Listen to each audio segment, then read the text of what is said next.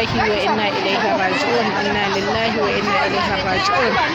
Yan uwa musulmai, nan Dandime Model Primary School ne a garin Dandime, ga inda 'yan kungiya daban-daban nan suke taimaka ma jama'a da girkin abinci. 'Yan gudun hijira, akwai 'yan famwan, akwai 'yan hizba, akwai 'yan da'awa, ga anan ga 'yan agaji nan, ga sunan Allah ka kawo mana ga sunan jama'a kamar da kuke gani. Ga jama'a nan 'yan gudun hijira daga ƙauyukan Kadisau da sauran garuruwan ƙauyaku, da waɗannan bayan Allah 'yan ta'adda miyagun bayi da suka je suka tado hankalin al'umma.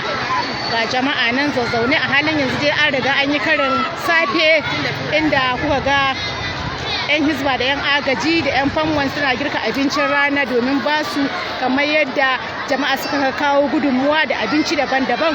Muna neman gudunmuwar jama'a al'ummar musulmai da addu'a da kayan abinci domin taimaka ma waɗannan bayan Allah.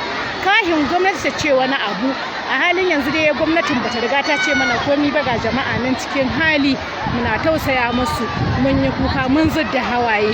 Muna neman Allah ya kawo agaji da gudunmawa, Allah ya kawo masu taimaka musu, albarka annabi Muhammad sallallahu alaihi wasallam.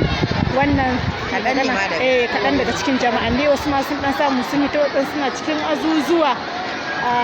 Wannan shine ni sakatariya ta Form 1 Dandime na gabarin ɗauka in turo mu ƙungiyar mu da ke Katsina domin su ga halin da al'umma annabi take ciki.